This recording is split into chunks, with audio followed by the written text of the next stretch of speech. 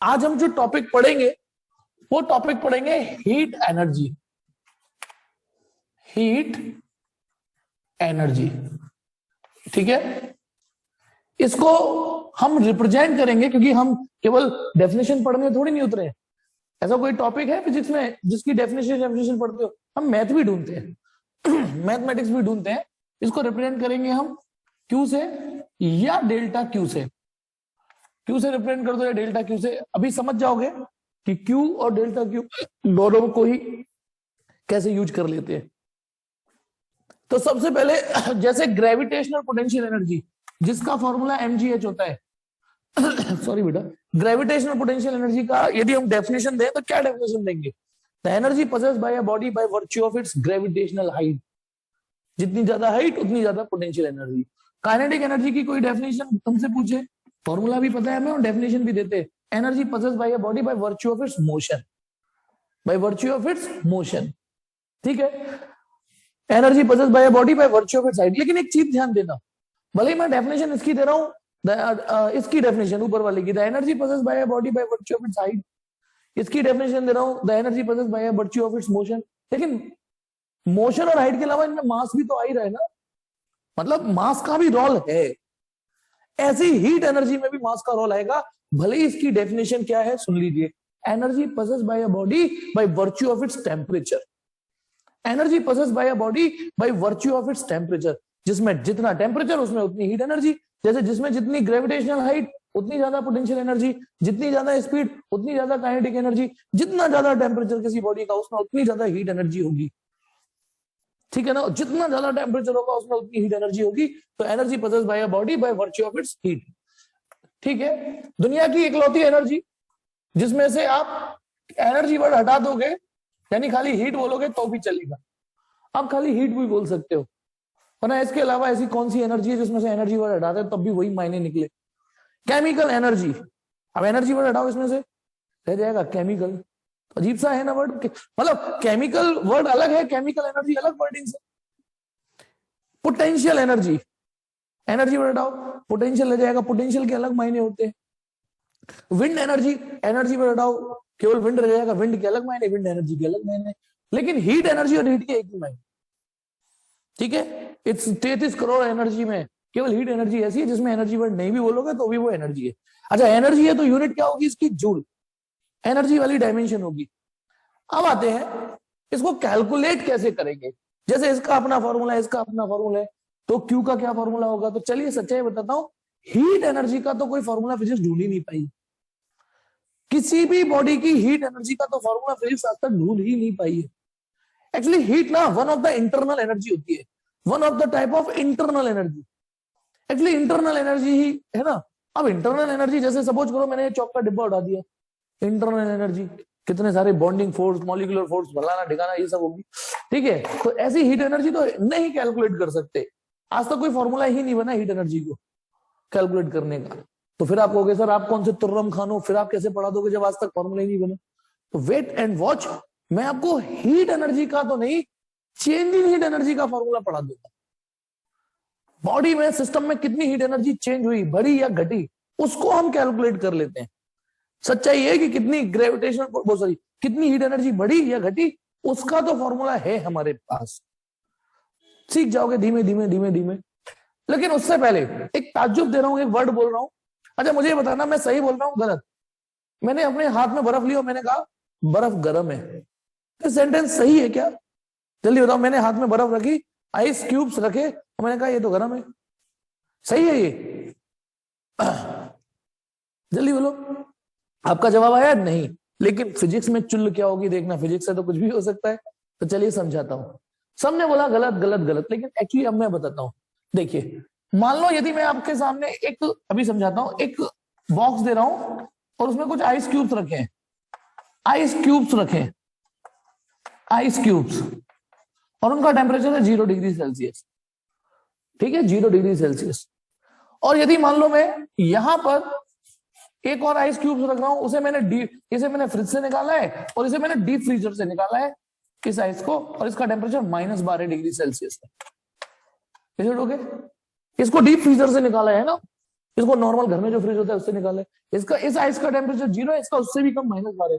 तो अब ए और बी को जब मैं कंपेयर करूंगा तो ए बी से भी ज्यादा ठंडा है कि नहीं?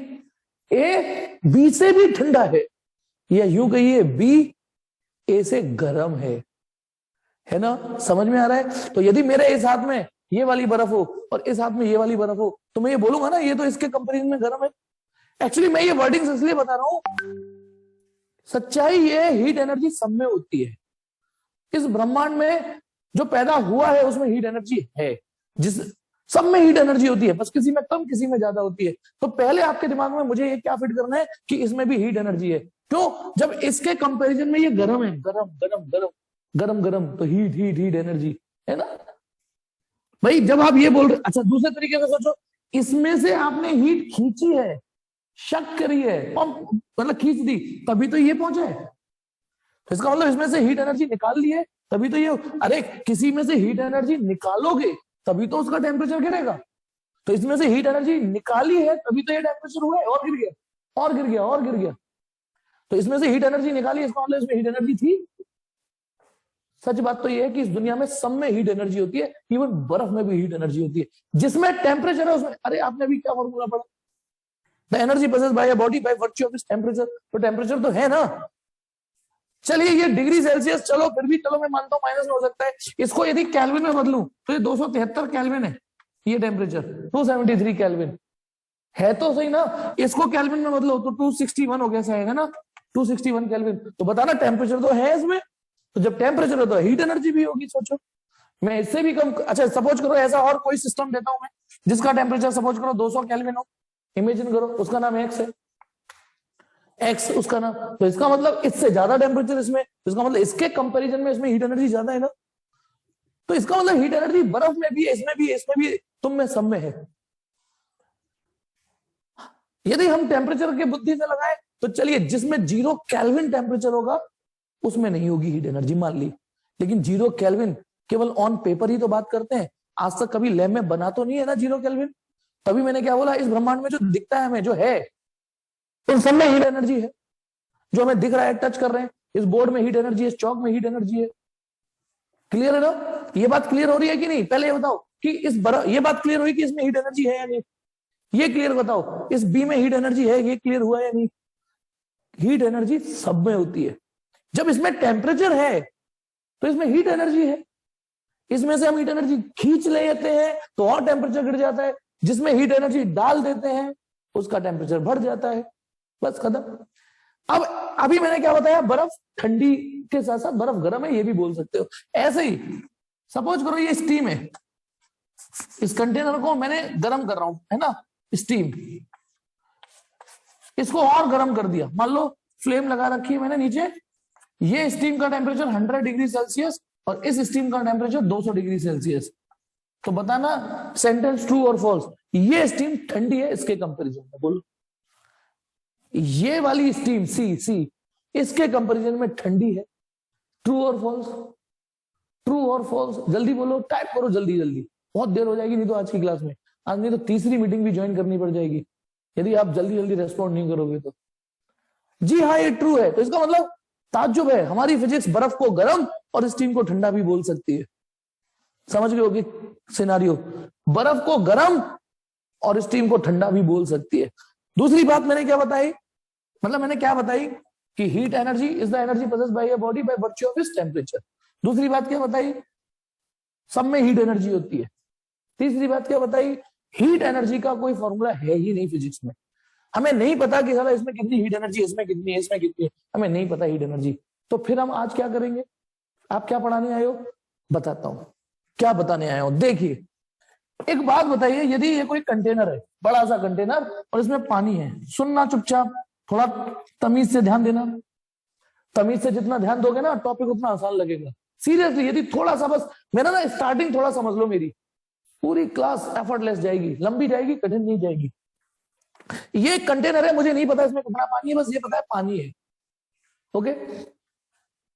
मुझे इसका वॉल्यूम कुछ नहीं पता कि 500 लीटर की टंकी है, 1000 लीटर की टंकी है, इवन मुझे नहीं पता कितना पानी है इसमें वॉल्यूम। लेकिन मेरे पास एक कंटेनर है और मेरा ध्यान रखना सिस्टम ये है, मैंने इसको सिस्टम माना है। सिस्टम माने जिसको आप टारगेट करते हो, जिसको स्टडी करते हो, चाहे वो मैकेनिक्स में क्यों ना हो। मैकेनिक्स में जिसको बोलते थे सिस्टम, फ्री बॉडी डायग्राम बनाते थे, ऐसे ही मान लो मेरा सिस्टम ये। मान लो मेरे पास एक कंटेनर है जिसका मेजरमेंट मुझे पता है कि 5 लीटर का लोटा है, 5 लीटर का लोटा है, 5 लीटर का कंटेनर है। अब सुनना, इसमें पानी भरा हुआ है और 5 लीटर की कैपेसिटी का है पूरा। इसका मुझे नहीं पता, पर सिस्टम ये है, मुझे इसमें कुछ कैलकुलेशन करनी है। तो सुनो, मैं बहुत ठीक है, अब सुनना। अब मान लो यदि ये पानी में इसमें डाल देता हूं, ये पानी में इसमें डाल देता हूं, सिस्टम ये है, तो पता है मैं क्या चीज बोल सकता हूं, ये सेंटेंस ट्रू कि सिस्टम में 5 लीटर पानी भर गया, ये ट्रू है। मुझे नहीं पता इसमें कितना पानी है, मुझे नहीं पता कि इसमें इनिशियल वॉल्यूम फाइनल वॉल्यूम क्या है, लेकिन एक बात बताइए, क्या ये सही है गलत कि सिस्टम में 5 लीटर पानी दे दिया गया है, सिस्टम को 5 लीटर पानी दे दिया गया है ना? या ये बोल सकते हो सिस्टम में 5 लीटर वॉल्यूम भर गया होगा। बोलो बोलो बोलो, क्या ये सही है कि नहीं? इस सिस्टम में मुझे नहीं पता, आपको भी नहीं पता कितना पानी है, लेकिन जैसे ये पानी इसमें उड़ेल दूंगा तो एटलीस्ट हम ये तो बोल सकते हैं कि चेंज इन वॉल्यूम 5 लीटर हो चुका है सिस्टम का, चेंज इन वॉल्यूम 5 लीटर हो चुका है ना? या यूं कहिए amount of water given to system. अच्छा, इसके लिए बोल रहा हूं डेल्टा वी 5 लीटर। अच्छा, इसका वॉल्यूम कितना है? 5 लीटर। इसका वॉल्यूम 5 लीटर है। अब वही वॉल्यूम जब इसमें उड़ेल दिया, वही वॉल्यूम जब इसमें उड़ेल दिया, तो आप क्या शब्द दे रहे हो? Change in volume of this container is 5 litre. तो इसीलिए ऐसे ही हीट देखना, यदि आप इसके रेस्पेक्ट बोल रहे हो तो आप बोलोगे मैंने 5 लीटर पानी उड़ेल दिया। क्या बोलूंगा? 5 लीटर पानी उड़ेल दिया। या क्या बोलोगे इसमें जब आ जाएगा सिस्टम में 5 लीटर पानी भर गया। ये दोनों सेंटेंस एक है या अलग अलग, ये बताओ। 5 लीटर पानी उड़ेल दिया, या ये बोल दीजिए इस सिस्टम का 5 लीटर पानी भर गया। ये एक ही बात है, अलग अलग बात? ये दोनों एक ही बात है। ऐसे ही यहां क्यू और डेल्टा क्यू कैसे यूज होंगे, कैसे यूज होंगे? मान लो ये पानी ना होके हीट एनर्जी होती, पानी ना होके हीट एनर्जी होगी, तो यदि मैं यू डाल दूंगा तो पता है क्या बोलूंगा? मान लो ये क्यू लिख दूं, क्यू, इमेजिन करो थोड़ी देर के लिए 5 लीटर हीट एनर्जी डाल दूंगा, तो या तो ये बोलूंगा, सुनिए, heat energy given to system. यदि मैं शब्द क्यू इस्तेमाल कर रहा हूं तो मैं बोलूंगा 5 लीटर हीट एनर्जी मैंने दे दी। हालांकि लीटर हीट एनर्जी की यूनिट नहीं है, लेकिन थोड़ी देर के लिए मान लो कि मैंने यदि इसको उड़ेल दिया, तो मैं क्या बोलूंगा? यदि मैं क्यू शब्द इस्तेमाल कर रहा हूं तो heat energy given to system. और जब ये हीट एनर्जी इसमें इंसर्ट कर जाएगी तो मैं क्या बोलूंगा? Delta Q, change in heat energy of system, change in heat energy of system, change in heat energy of system. समझना मेरी बात? या तो ये बोल दीजिए कि मैंने 5 लीटर पानी डाल दिया बाहर से, या ये बोल दीजिए कि जब इसमें पानी आ जाएगा तो सिस्टम में 5 लीटर पानी भर गया। ऐसे ही दूसरा एग्जांपल, मान लो यही कंटेनर है, यही कंटेनर है, मुझे नहीं पता, आपको भी नहीं पता इसमें कितना पानी है, और मान लो हमारे पास कोई और दूसरा कंटेनर है मेजर करने के लिए, लेकिन मेरे पास ये 5 लीटर का एक खाली कंटेनर है। मुझे पता है कि इसकी वॉल्यूम कैपेसिटी 5 लीटर है, तो यदि मैं इसको इसमें डिब्बे में डालूं, डिप डिप डिप डिप उठा लूं और ये पानी इसमें उड़ेल दूं, ऐसे करके, एरो पे ध्यान देना, तो अब बताइए इसमें से मैंने कितनी हीट एनर्जी निकाल ली? बताना, बताओ कितनी हीट एनर्जी निकाल ली? या तो ये बोलो कि मैंने 5 लीटर हीट एनर्जी निकाल दी, या ये बोल दीजिए बताइए इसमें कितनी चेंज, बताओ वॉल्यूम इसका कितना है? 5 लीटर, इसमें कितनी पानी आ गया? 5 लीटर, इसमें लेकिन कितना वॉल्यूम चेंज हो गया? इसमें 5 लीटर।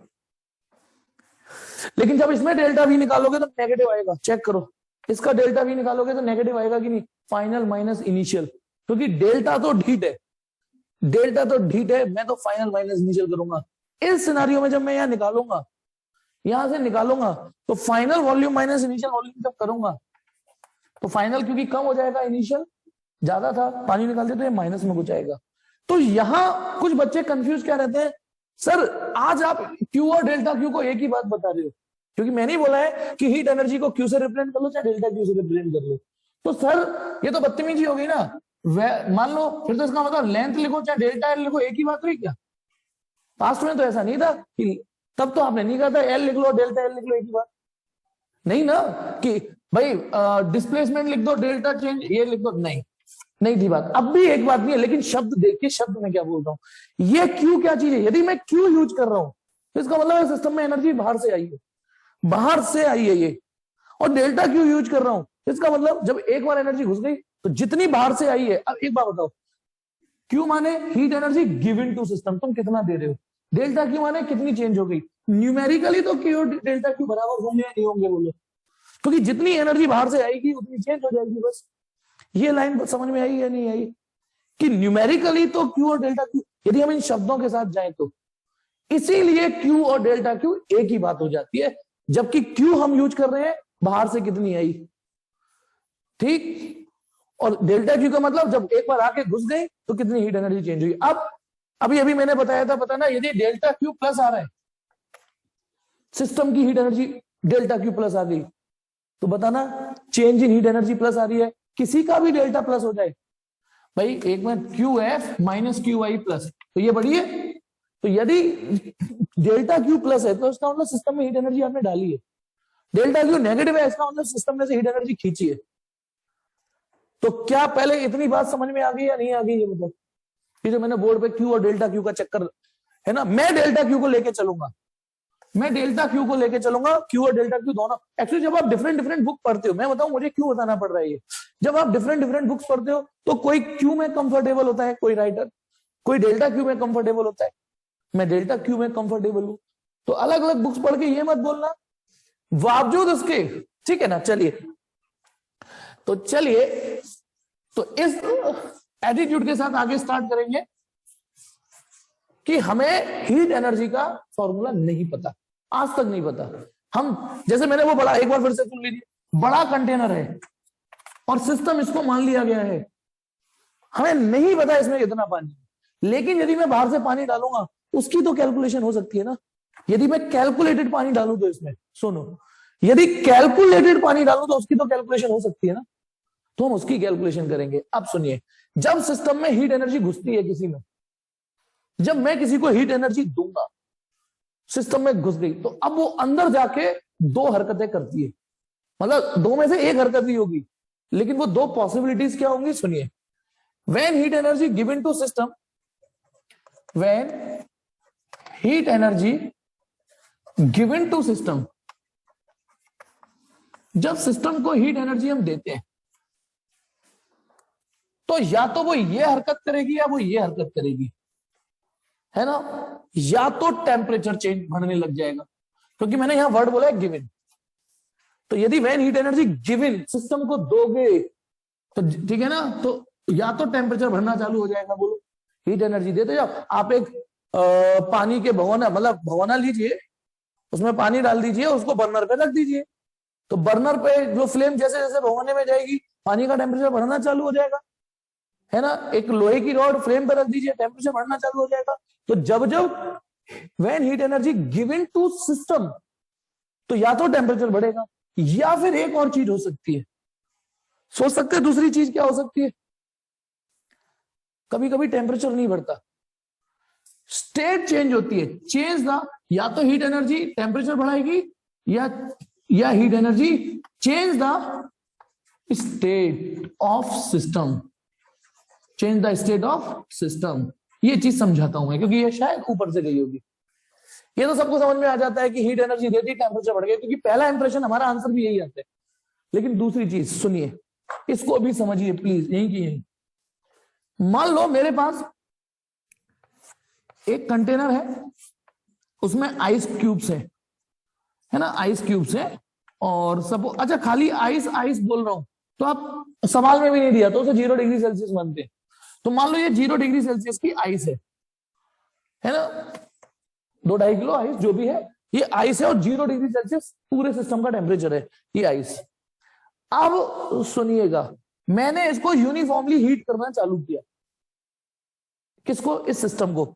चलिए थोड़ा सा फ्लेम लगा दी मैंने, जिससे आपको ये फ्लेम है ये, जिससे फील होने लग जाए कि हम इसे हीट एनर्जी दे रहे हैं। लेकिन मैं एक और शब्द बोल रहा हूं, मैं यूनिफॉर्मली हीट दे रहा हूं, क्योंकि फ्लेम में दिखाने में एक बदतमीजी हो जाती है। आपको क्या लगेगा, सिर्फ इस जगह इस पॉइंट पर हीट एनर्जी जा रही है, और ऑब्वियसली फ्लेम ऐसे लगाओगे तो ऐसी जाएगी, है ना, ऐसी जाएगी। लेकिन इमेजिन करो मैंने एक सिस्टम ऐसा जनरेट कर लिया है कि मैं इसको यूनिफॉर्मली हीट दे रहा हूं, तो क्या होगा, ये बर्फ मेल्ट होना चालू हो जाएगी, मेल्ट टिप टिप, है ना। और फिर ये बर्फ किसमें होना चालू हो जाएगी, पानी में कन्वर्ट होना चालू हो जाएगी। वो गाना है ना, मैं पानी पानी हो गई। अब लेकिन उस पानी पानी हो गई में आपको फिजिक्स ढूंढनी है, डांस नहीं करना। देखिए ऐसा तो है नहीं कि तुमने फ्लेम माचिस की तीली दिखाई, धप्पा 2.5 किलो आइस पानी बदल गई। एक बात है ना, मैं माचिस की तीली दिखाऊं, एक माचिस की तीली नीचे रख दूं तो क्या बर्फ मेल्ट हो जाएगी एक झटके में? नहीं, थोड़ा टाइम लगेगा फ्लेम को कंटिन्यूस ऑन रखने में। तो सपोज करो मान लो 50 सेकंड लगे, और 50 सेकंड के बाद, अच्छा धीमे धीमे एक चीज सुनना, 50 सेकंड के बाद सारी आइस मेल्ट हो गई। बट मैंने क्या बोला कि 50 सेकंड के बाद इमेजिन करो सारी आइस मेल्ट होगी, या 50वें सेकंड पर ही आइस मेल्ट हुई हुई है। तो एक काम करते हैं, 50 सेकंड की बात तो बाद में दिखाऊंगा, तो समवेयर 30 सेकंड में क्या सीन रहा होगा। यदि 50 सेकंड में पूरी आइस मेल्ट हो रही है तो ये सीन रहा होगा, कुछ आइस मेल्ट हो चुकी होगी, कुछ तैर रही होगी। बोलो मानते हो नहीं मानते, बोलो। इन बिटवीन जो सिनेरियो रहा होगा, अभी पूरी की पूरी आइस मेल्ट नहीं हुई, इन बिटवीन जो सिनेरियो रहा होगा, तो एक स्टेट ऐसी भी आई होगी कि पानी भी होगा और आइस तैर रही होगी। और इमेजिन करो, भले मैं फ्लेम दिखा रहा हूं लेकिन आप बार बार ये सोचना मैं यूनिफॉर्मली हीट कर रहा हूं। तो बताना इस समय सिस्टम का टेम्परेचर कितना होगा, बताइए इस समय इस सिस्टम का टेम्परेचर कितना होगा, बताइए। 10, 20, 2 डिग्री सेल्सियस। यदि 2 डिग्री सेल्सियस होता है तो आइस नहीं सर्वाइव कर सकती, आइस तो 2 डिग्री सेल्सियस पे रह ही नहीं सकती। इस समय ये स्टेबल स्टेट है। तुषार 100 कैसे बोल गया, टाइपिंग मिस्टेक है। हाँ, इस समय ये एक इक्विलिब्रियम स्टेट है और इस समय ये 0 डिग्री सेल्सियस ही होगा, टेम्परेचर 0 ही होगा, क्योंकि 0 डिग्री सेल्सियस इक्विलिब्रियम होता है, वहां पानी भी होता है और बर्फ भी होती है। तो अच्छा हुआ मैंने ये फिगर दिखा दिया। तुषार 100 बोल रहा है, कुलदीप 4 बोल रहा है, यानी सही। यदि इन बिटवीन सिचुएशन आती है, अभी रुकना, 4 कैसे हो जाएगा, बर्फ तो है ही इसमें। यदि 4 डिग्री सेल्सियस होगा तो बर्फ तो सर्वाइव ही नहीं कर सकती। अब थोड़ी देर और लीजिए, 20 सेकंड और, फर्दर मोर, यानी मैंने 50 सेकंड बोला था ना, तो इमेजिन करो और 20 सेकंड के बाद इसके सबसे लास्ट वाली, जब तक इसमें एक भी आइस क्यूब जिंदा है, एक भी आइस क्यूब जिंदा है, पूरा टेम्परेचर 0 ही रहेगा। अब सपोज करो ये वो सिनारियो है जब लास्ट वाली आइस क्यूब मेल्ट हुई है, समझना, मेल्ट हुई है, इसका मतलब अभी जस्ट मेल्ट हुई है, तो इसका टेम्परेचर अभी तो 0 ही होगा। हाँ, इसके बाद यदि मैं फ्लेम कंटिन्यू रखता हूं, अब टेम्परेचर बढ़ेगा 0, 1, 2, 3, 4, 5, 6, 7। क्या ये चीज समझ में आई या नहीं आई, पहले ये बताओ। तो मेरा आगे बढ़ना जायज है कि मैंने एक आइस ली, आइस जब मेल्ट होती है ना, उसको मैंने स्लो मोशन में वीडियो समझाए हैं। समझना, यदि कोई आइस मेल्ट होती है तो इस तरीके से गुजरती है, एकदम से धप्पा करके 5 डिग्री सेल्सियस 100 डिग्री सेल्सियस नहीं होता है। अब सुनना, मैं बीच वाला फिगर मिटा रहा हूं, यहां से यहां तक आने में 30 सेकंड लगे, यहां से यहां तक 20 सेकंड, तो मैं बीच वाला फिगर मिटा के 50 सेकंड लिख देता हूं, है ना। अब मुझे बताइए इस समय टेम्परेचर कितना है, 0। इस समय कितना है, 0। टेम्परेचर तो चेंज हुआ ही नहीं, अब भी टेम्परेचर 0 है, अब भी 0 है, लेकिन सिस्टम में हीट एनर्जी तो घुसी है, क्योंकि तुमने फ्लेम के ऊपर रखा है, हीट एनर्जी दी है, तभी तो मेल्ट हुआ है ये। अब सोचिए, हीट एनर्जी तो हमने दी है हीट एनर्जी, लेकिन अब क्यों सारा टेम्परेचर तो बढ़ानी, कहां गई हमारी हीट एनर्जी। कुछ आ रहा है दिमाग में, कुछ पजल सा हो रहे हो नहीं हो रहे हो, ये बताओ कि हमने तो हीट एनर्जी दी, कहां गई हमारी हीट एनर्जी इस बार। हाँ जी छाया, वही आ रहा हूं मैं, बिल्कुल ठीक छाया। तो जरूरी नहीं है आपके द्वारा दी गई हीट एनर्जी हर बार टेम्परेचर ही बढ़ाए। इस बार आपके द्वारा दी गई हीट एनर्जी स्टेट चेंज करने में खर्च हो गई। स्टेट चेंज, पहले जो चीज सॉलिड थी वो लिक्विड हो गई। सॉलिड के इंटरमोलिकुलर फोर्स ना थोड़ी टाइट होती है, उस हीट एनर्जी ने वो बॉन्ड तोड़े, आवाज नहीं आएगी मैं बता रहा हूं बस, बॉन्ड तोड़े, वो बॉन्ड को कमजोर किया, उसके बाद वो लिक्विड बन गया। तो समझना, तो आपके द्वारा सिस्टम में हीट एनर्जी तो घुसी है ना, घुसी है तो या अच्छा, इसके बाद यदि मैं हीट एनर्जी कंटिन्यू रखता हूं, हीट एनर्जी कंटिन्यू रखता हूं, सपोज करो, है ना, और इसका टेम्परेचर मैंने 60 डिग्री सेल्सियस पहुंचा दिया, 60। तो यहां से यहां को देखिए, यहां से यहां, तो हीट एनर्जी घुसी तो है, लेकिन हीट एनर्जी ने क्या किया है, टेम्परेचर चेंज किया है। लेकिन यहां से यहां जो हीट एनर्जी घुसी है, उसने टेम्परेचर नहीं चेंज किया है, उसने स्टेट चेंज किया है। तो इसलिए जब भी सिस्टम को हीट एनर्जी आप दोगे दोगे तो या तो टेम्परेचर बढ़ेगा या स्टेट चेंज होगी।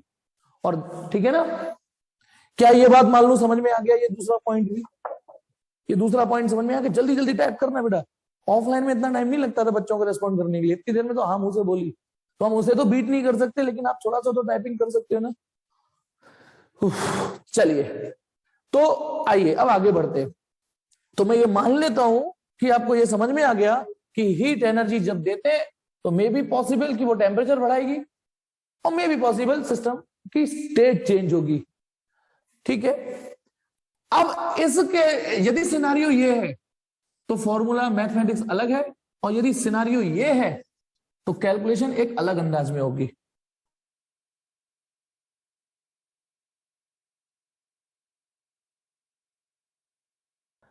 अब हम एक साथ दोनों तो नहीं कैलकुलेट कर सकते, है ना, लेकिन दिमाग में रखना, यदि टेम्परेचर बढ़ता है तो फिजिक्स के जो सिद्धांत होंगे, प्रिंसिपल, वो अलग होंगे, कैलकुलेशन अलग होगी, और ये कैलकुलेशन अलग होगी। तो चलिए पहले वो पढ़ते हैं।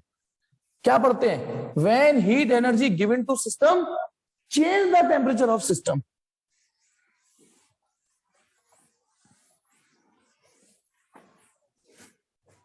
तो पहला है कैलकुलेशन ऑफ डेल्टा क्यू, है ना, कैलकुलेशन ऑफ डेल्टा क्यू। बताइए डेल्टा क्यू माने change in heat energy of system, या हीट एनर्जी जो भी आप दोगे सिस्टम को वही चेंज हो जाएगी। Calculation of delta Q in a case when there is change in temperature, when there is change in temperature. आइए इस सिनारियो में हम क्या फॉर्मूला यूज करेंगे बताते हैं। अब देखिए, यदि मैं आपसे एक चीज बोलता हूं, एक छोटा सा सवाल देता हूं, है ना, मान लो ये है हमारे पास हर्ष, और ये है भूमिका, बी फॉर भूमिका, एच फॉर हर्ष। ठीक, एक सेकंड। देखिए, तो मान लो ये हर्ष है और ये भूमिका है। अब मैंने हर्ष से कहा कि बेटा यार बहुत आप एक काम करो बेटा हर्ष, ये पानी है, टंकी का पानी बहुत ठंडा है, इस पानी को गर्म कर लो और इसका टेम्परेचर 20 से 50 डिग्री सेल्सियस कर देना। टास्क ध्यान से सुनना, हर्ष को टास्क दिया, ये लो पानी, हर्ष बेटा ये लो ठंडा ठंडा पानी है यार 20 डिग्री सेल्सियस, इसको फ्लेम पे रखना, ठीक है, मतलब बर्नर पे, और जब तक 50 डिग्री सेल्सियस, और थर्मामीटर लगा लेना, मतलब मुझे 50 से 51 भी नहीं चाहिए। और तुझे जैसी मतलब एक काम करना, उस पानी पर टेम्परेचर रख देना और उसको धीमे धीमे गर्म करना, और जैसे ही थर्मामीटर का टेम्परेचर 50 हो जाए फ्लेम बंद कर देना, फ्लेम बंद कर देना। अब आइए, भूमिका से कहा, भूमिका से भी ये टास्क दिया कि भूमिका ये पानी बहुत ठंडा है, ऐसे एक काम कर दो, सर्दियां ठंडा, एक काम करो इसका इसे गर्म कर लो, इसको 100 डिग्री सेल्सियस टेम्परेचर कर देना, है ना। तो मुझे ये बताइए एच और B, H for Harsh, B for Bhumika, किसको ज्यादा हीट एनर्जी देनी पड़ी होगी पानी को गर्म करने में? किसको ज्यादा हीट एनर्जी देनी पड़ी होगी पानी को गर्म करने में? हर्ष को टेम्परेचर बढ़ाना है 20 से 50 और भूमिका को बढ़ाना है 20 से 100। किसको ज्यादा देर फ्लेम पे रखना पड़ा होगा, है ना, किसको ज्यादा देर, किसमें ज्यादा कंडे खर्च हो गए होंगे, है ना, ज्यादा कंडे खर्च हो रहे हैं, तो सबका आंसर है B, as expected. As expected सबने आंसर बी दिया। अच्छा मुझे एक बात बताइए, ठीक है, सबने कहा भूमिका को ज्यादा देना पड़ेगा, भूमिका को ज्यादा हीट एनर्जी देनी पड़ेगी, भूमिका को ना ज्यादा कंडे खर्च करने पड़ेंगे, लेकिन यदि मैं कहूं मैंने इसको दिया है, इसको ज्यादा खर्च करना पड़ेगा ना, इसको, है ना। अब सुनना, नहीं अब कुलदीप जबरदस्ती आगे से मत बोलना, इसको दिया है मैंने 1 कटोरी पानी बस, कि भाई भूमिका 1 कटोरी पानी ले जा, मुझे दवाई गुनगुनी करके खानी है, और हर्ष को कहा बेटा मुझे नहाना है, ये तू 1 भगोना पानी ले ले। अब सुनना समझना, हर्ष को दिया है मैंने 1 भगोना पानी, और उसको टास्क दिया है कि ये ले 1 भगोना पानी, मुझे नहाना है, इसका टेम्परेचर 20 से 50 कर देना और ले आना मेरे पास। भूमिका को दिया है 1 कटोरी पानी कि भूमिका मुझे दवाई खानी है, 20 से 100 करके ले आना। अब किसको ज्यादा हीट एनर्जी देनी पड़ी होगी, मतलब किसको ज्यादा देर फ्लेम पे रखना पड़ा होगा, किसके कंडे ज्यादा खर्च हो गए होंगे। तो एकदम से हालात बदल गए, जज्बात बदल गए, है ना। तो आपको ये एग्जाम्पल मैंने ट्विस्ट करके क्यों दिया, ताकि आपके दिमाग में एक चीज आ रहा है, नो डाउट टेम्परेचर को बढ़ाना, इस पे आप पार्शियली फिर भी गलत नहीं थे, ठीक बोला था, क्योंकि टेम्परेचर में चेंज को हमें देखना है। अच्छा, इस एग्जाम्पल के बाद यदि मैं दूसरा एग्जाम्पल देता हूं, चलो ये रहा हर्ष, ये रहा भूमिका। यदि मैं हर्ष को बोलता हूं कि हर्ष इसका टेम्परेचर 20 से 50 करना है, और भूमिका तुझे भी 20 नहीं, तुझे 20 से 100 करना है, लेकिन दोनों को एक एक बाल्टी पानी दिया है सेम, मान लो 10-10 लीटर पानी, दोनों को पानी। उसमें तो मैंने ट्विस्ट कर दिया, चीटिंग कर दी, बदतमीजी कर दी, है ना, हालात बदल दिए, जज्बात बदल दिए। अब हर्ष को टास्क है 10 लीटर पानी दिया है, भूमिका को भी 10 लीटर पानी दिया है, इसको टास्क दिया है 20 से 50 करना है, इसको दिया है 20 से 100। अब किसको ज्यादा हीट एनर्जी देनी पड़ेगी, मतलब किसके ज्यादा कंडे खर्च होंगे, जिसके ज्यादा कंडे खर्च हो रहे हैं उसको ज्यादा। अब ठीक है आंसर ये। तो पता है मैंने घुमा के आंसर क्यों दिया, वो इसलिए दिया कि जब हम किसी को हीट एनर्जी देंगे, किसी को गर्म करना है, और टेम्परेचर ध्यान रखना, टेम्परेचर बढ़ाना है और उसे गर्म करना है ना, हीट एनर्जी। तो आपके द्वारा दी गई हीट एनर्जी, ये क्या चीज है, heat energy given to system, या ये बोल सकते हो change in heat energy of system, क्योंकि जितनी सिस्टम को दोगे उतनी चेंज होगी। तो ये दो फैक्टरों पे रोल प्ले करती है कि तुम्हें कितना टेम्परेचर बढ़ाना है। एक तो अब बताना इसमें भूमिका का आंसर ज्यादा क्यों था, क्योंकि भूमिका को 20 से 100 80 डिग्री सेल्सियस टेम्परेचर बढ़ाना था, और उसको 20 से 50। लेकिन हमें मास का भी रोल प्ले होता है। अच्छा एक मिनट सुनना, इसमें तो आपने इसे आंसर दे दिया, दूसरा एक तीसरा एग्जाम्पल देता हूं। ये रहा हर्ष, ये रहा भूमिका।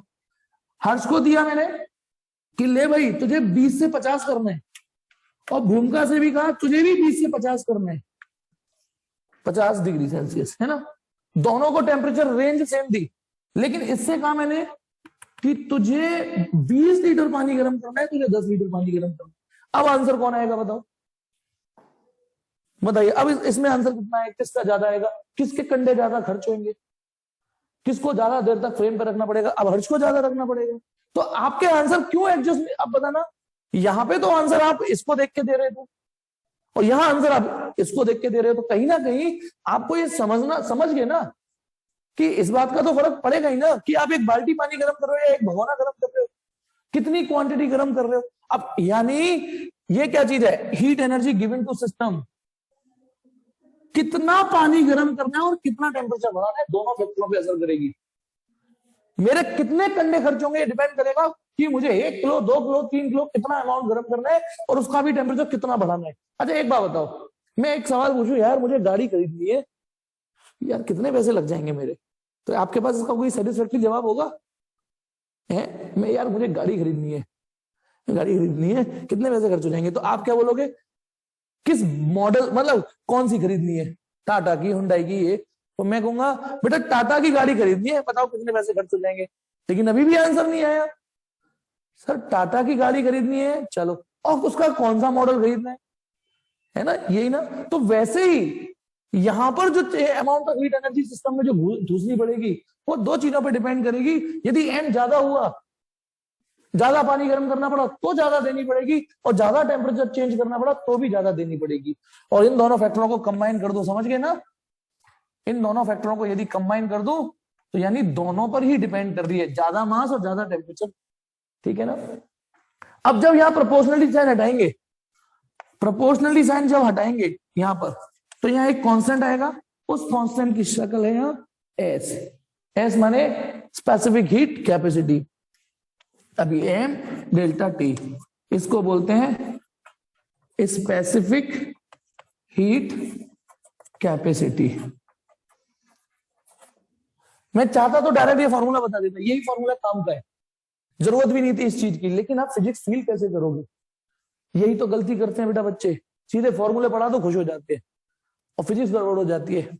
वो फील, वो एटीट्यूड ही नहीं जनरेट हो पाता कि, तो यानी डेल्टा क्यू बराबर एस स्पेसिफिक हीट कैपेसिटी। और ध्यान करो इसमें भी इटी इटी इटी आ रहा है, तो अगली लाइन समझ जाओ क्या बोलूंगा, जैसे density, elasticity, viscosity, specific heat capacity, ये भगवान ने सबको अलग अलग दिए। इस value depend on nature of substance, जो भी सब्सटेंस होगा जैसा होगा उसके नेचर पे डिपेंड करेगी, ये सबकी एक जैसी नहीं है। चलिए अब इधर देखिए, तो इसका मतलब ये specific heat capacity, it's value elasticity, viscosity की तरह it's value depend on nature of substance. Her material के लिए भगवान ने अलग अलग दिया है।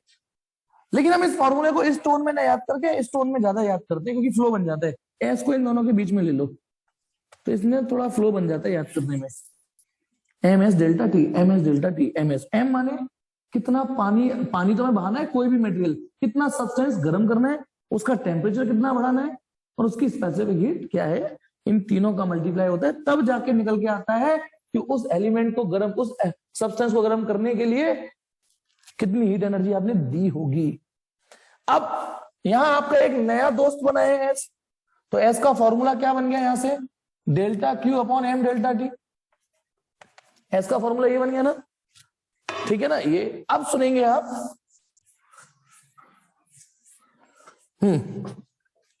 एस बराबर delta Q M delta T. तो कुछ फंडामेंटल इजी बात है। डेल्टा क्यू की यूनिट होती है जूल, क्योंकि एनर्जी है बेटा, वो हीट एनर्जी है, चाहे वो चेंज इन हीट एनर्जी है तो एनर्जी ना, जूल। ये एम मास, तो इसकी यूनिट होगी केजी। डेल्टा टी ऐसा यूनिट तो केल्विन होती है। लेकिन ध्यान रखना, क्योंकि यहां डेल्टा टी है तो केल्विन आए चाहे सेल्सियस आए, न्यूमेरिकली कन्वर्जन में कोई फर्क नहीं पड़ेगा, कोई वैल्यू ऐड नहीं करते हम। डायमेंशन निकाली लोगे, डायमेंशन निकालने के लिए क्या करना पड़ेगा बताना। डायमेंशन के लिए इसकी dimension M L two T minus two, क्योंकि एनर्जी है, एम की एम और टी की के। और ये तो मैंने पिछली से पिछली क्लास में बताया था। अब तो इस चैप्टर में के भी आ गया है। अब तक एमएलटी से काम चल रहा था, अब चौथी डायमेंशन भी खुल गई, टेम्परेचर यानी के। ये अब आ जाइए इसके बाद, यदि मुझसे कोई कहे इसे डिफाइन करो, एस को डिफाइन करो, तो बहुत सिंपल डेफिनेशन है। देखो, स्पेसिफिक हीट कैपेसिटी की डेफिनेशन हम इस फॉर्मूले के थ्रू ही दे देते हैं। इसी फॉर्मूले को बोल दो, होगी definition. Specific heat can be defined as the amount of heat energy given per unit mass per unit rise in temperature. ऊपर क्या है, amount of heat energy given, जो भी अपनी हीट एनर्जी दी होगी, बिना हीट एनर्जी के टेम्परेचर थोड़ी नहीं बढ़ा होगा। तो amount of heat energy given per unit मास, मैं जो बोल रहा हूं सुनना, पर यूनिट मास और पर यूनिट राइज इन टेम्परेचर, क्योंकि दो चीजों से डिवाइड होगा नहीं।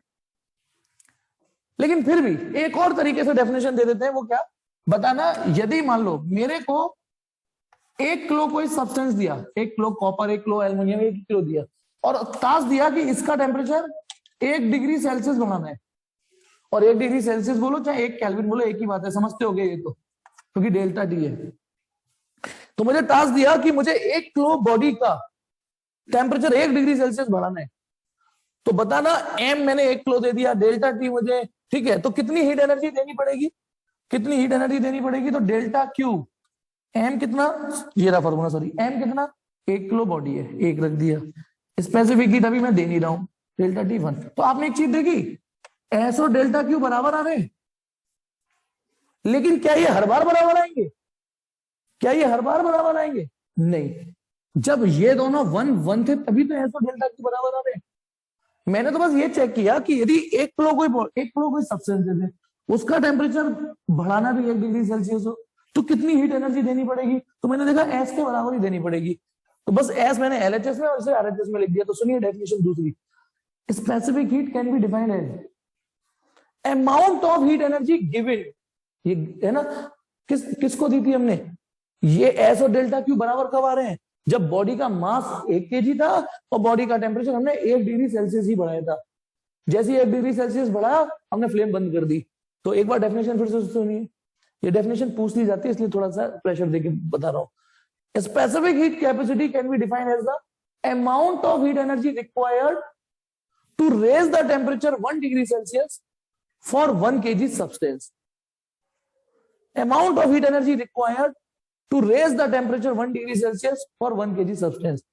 1 किलो की बॉडी का टेम्परेचर 1 डिग्री सेल्सियस बढ़ाने के लिए जितने कंडे फूकने पड़ेंगे या जितनी हीट एनर्जी देनी पड़ेगी, वही स्पेसिफिक हीट है।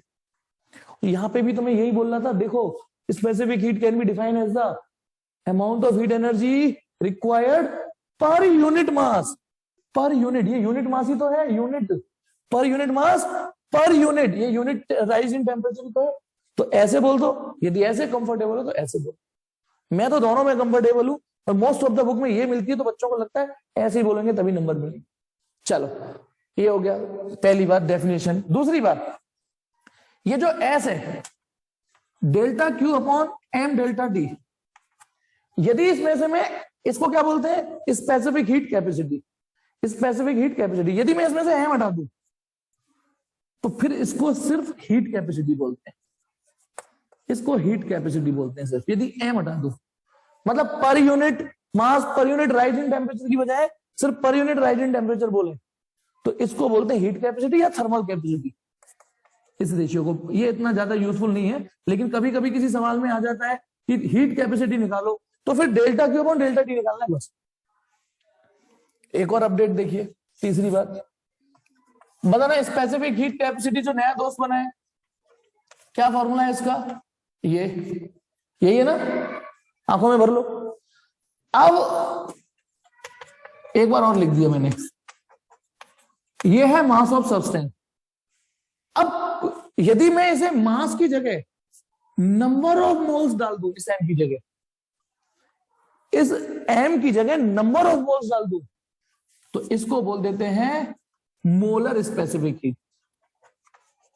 ध्यान रखना, तो डेफिनेशन बिल्कुल कॉपी पेस्ट है almost. Molar specific heat capacity या मोलर स्पेसिफिक हीट भी बोल देते हैं, यदि मैं इस एम की जगह एन नंबर ऑफ मोल्स लिख दूं। एक्चुअली जो गैसेस वगैरह होती है ना, वो केजी की बजाय नंबर ऑफ मोल्स में कंफर्टेबल होती है हमें। जैसे एक बात हो, जब आप आटा लेने जाते हो तो आप बोलते हो 2 किलो आटा, 3 किलो आटा दे दो, आटा केजी में मिल रहा है। लेकिन दूध लेने जाते हो तो 2 लीटर, 2.5 लीटर, 1.5 लीटर, वो लीटर में कंफर्टेबल होता है ना। ऐसा नहीं है कि हम दूध को केजी में नहीं मेजर कर सकते, कर तो सकते हैं, लेकिन हम कंफर्टेबल किसके साथ हो चुके हैं, उसे लीटर के साथ। लेकिन आटा केजी में कंफर्टेबल, तो इसलिए जनरली हम गैस की जब बातें करते हैं तो वह मास की बजाय नंबर ऑफ मोल्स कंफर्टेबल होता है। तो ध्यान रखना, नीचे यदि एम है तो स्पेसिफिक हीट कैपेसिटी, और नीचे नंबर ऑफ मोल्स हो गए तो मोलर स्पेसिफिक हीट कैपेसिटी बोलते हैं। इन दोनों में एक रिलेशन भी है, छोटा सा डेरिवेशन है, बहुत 2-3 लाइन का बस।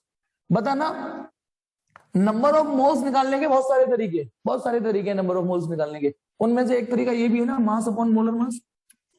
मास अपॉन मोलर मास, ये एम मतलब जो स्मॉल एम है वो मास है, और ये कैपिटल एम है जो मैंने, वो मोलर मास है। दोनों चीज ग्राम में होनी चाहिए। ये मोलर मास तो ग्राम में ही होता है, ऊपर वाला मास यदि केजी में तो ग्राम में कर लेना उसे, ठीक है। तो मास तभी तो यूनिट कर देंगे, तो ये नंबर ऑफ मोल्स ऐसे भी निकाल सकते हैं। तो इसका मतलब जो सी का फॉर्मूला है, सब लोग देखना, ये जो delta Q upon N delta T था, सी का फॉर्मूला, तो इस एन को हटा रहा हूं, एम अपॉन एम लिख दूं, तो ये कैपिटल एम ऊपर पहुंच जाएगा, इनटू ये क्या रह गया, delta Q upon small M delta T. देखना यहां तक समझ में आ गया होगा। मैंने जो नंबर, देखो सी का जो नंबर ऑफ मोल्स था ना, उसको एम अपॉन एम लिख दिया, क्योंकि नंबर ऑफ मोल्स ऐसे भी निकलते हैं। एम अपॉन एम का एम ऊपर पहुंच गया। ये तो देखा सा लग रहा है, कहां देखा था, ओ हाँ, ये तो स्पेसिफिक हीट है, क्या बेटा सुहानी, ये तो स्पेसिफिक हीट है, यस, ठीक है ना। तो इसका मतलब ये हुआ मोलर स्पेसिफिक हीट ऐसे भी निकाली जा सकती है कि स्पेसिफिक हीट में मोलर मास का मल्टीप्लाई कर दे। याद हो जाए तो अच्छी बात है, क्योंकि आपने एक पिछली बार एक सवाल देखा था, सवाल ये था, सवाल तो था एरियल एक्सपेंशन का, पर दे रखा था हमको अल्फा, मतलब जरूरत थी हमें बीटा की, दे दिया अल्फा, जरूरत थी हमें बीटा की और दे दिया अल्फा। लेकिन हमें यदि ये याद हो कि बीटा इक्वल टू 2 अल्फा होता है तो काम हो गया था ना हमारा। हमें ये याद हो कि बीटा 2 अल्फा होता है, तो ऐसे ही यदि हमें किसी सवाल में जरूरत इसकी हो और दे दें ये सॉरी ये, तो फिर आप ऐसे कर सकते हो, यूज कर सकते हो। जल्दी बताओ, ये पहला अध्याय मतलब ये समाप्त होता है कि आपके द्वारा यदि हीट एनर्जी सिस्टम में गई और उसने टेम्परेचर चेंज होने में यूज कर ली, तो हम ये फिजिक्स यूज करेंगे, ठीक है। अब आ जाते हैं दूसरा, तो ध्यान रखना फॉर्मूला ये है, काम इससे आना है। अब आते हैं, लेकिन ये फॉर्मूला काम तब करेगा जब सिस्टम में टेम्परेचर चेंज हो रहा हो। अब दूसरा case, to calculation of delta Q in a case when there